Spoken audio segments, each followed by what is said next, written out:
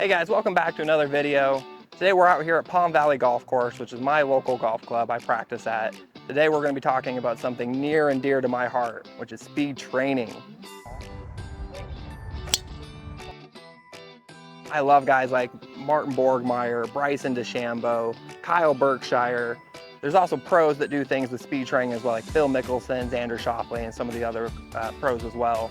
But speed training is an amazing thing that's transformed my game.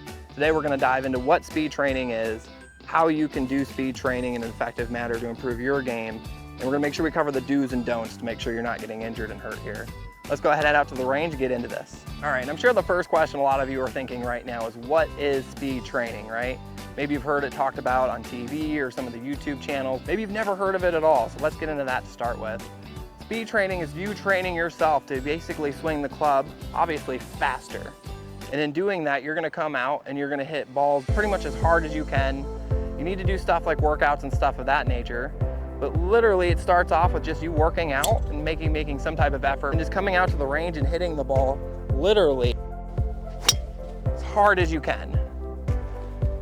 Try to get your muscles moving faster, get your balance a little better, and just neurologically training your body to swing as hard as it physically can. So that way when you're in a round later, you know, like example, I'm training now for the weekend, I can still swing at a high rate of speed at 80% rather than having to go 100% to hit the ball farther.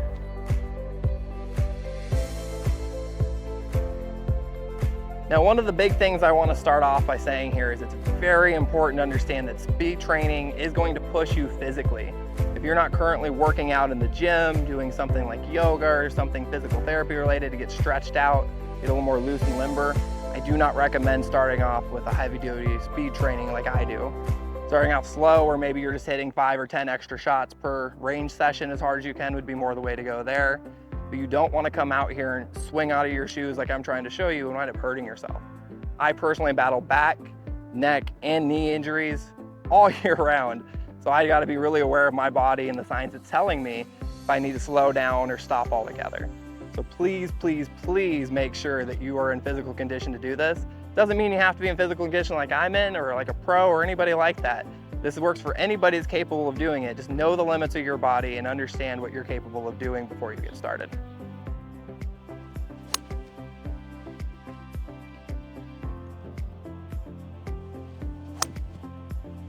Now, I started speed training back in 2022, and before I started speed training, driver was easily the weakest club in my bag. I hit it way right, I hit it way left.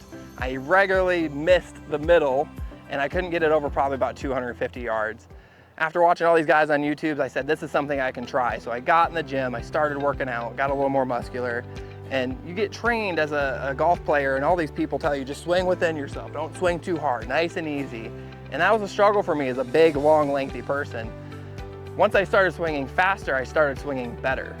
I'd get over the ball, instead of having to think like, oh, okay, I need to get everything moving slightly perfect, this way, that way. I stopped thinking about all that together and just said, just swing the club.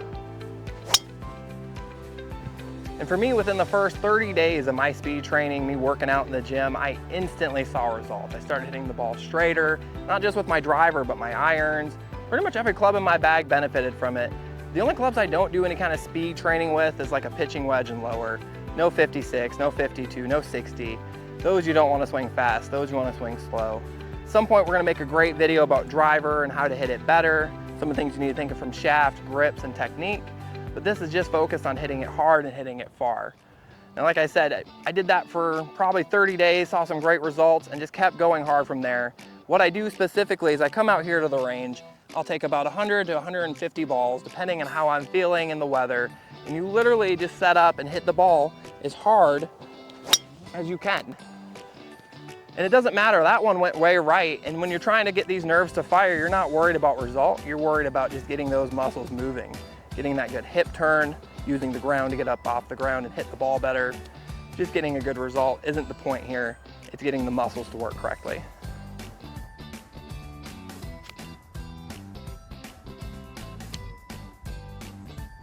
Now for me specifically, I come out twice a week and hit, like I said, 100 to 150 balls each. 150 is a little much.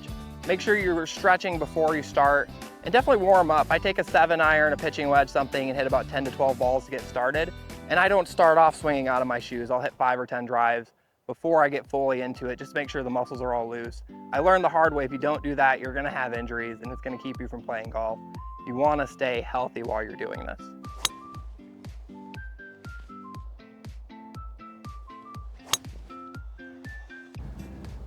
Now my version of speed training is a little extreme, hitting that many balls twice a week at the range. I understand that 100%. You don't have to be that extreme with it. Phil Mickelson does some really great stuff on YouTube. I don't know if it's on his channel or if there's something to do with like Golf Digest or something like that. But he talks more just specifically about making sure that he takes maybe 5-10 shots at the beginning of his round where he swings just as hard as he can with the light club. And at the end of the round, he goes back out with a big heavy weighted club and swings another 5 or so times as hard as he can, trying to make sure he gets those muscles worked extra hard. So the next round, he's got the strength he needs to keep going. You can start off too, I'm gonna link it in the description. You've probably seen Rick Shields use it, or some of the other pros have those speed sticks where there's not a club head at the end, it's just the weight. And you can do, there's a program with that that's really great. They're not too expensive and it's something that does work really well. If you don't have a lot of time to get out, it's something you could do at home that'll still get you faster swing speed. All right, and then the last call out I have for this too is your equipment. Make sure while you're doing this, you're taking care of your equipment. I've actually broken, I don't know if I'm up to 6 or 7 shafts now. I've flattened 3 different club head faces. It's very important because that's very taxing on the wallet. You got to do that yourself. So what I personally do now is I have a backup PXG driver that I will put on my shaft I use regularly to come out here and do the speed training with. You do not have to use driver either. It's all about swinging hard. You can swing hard with a 3-wood, 5-wood, like a 5-iron hybrid kind of situation. I don't recommend going any lower than a 5 or a 6-iron, but the point is just simple, just getting over the ball and just swinging it as hard as you can. As long as you're doing that, you're gonna get faster. If you do it with the principles I'm talking about, you're gonna get better. And overall, you're gonna have success.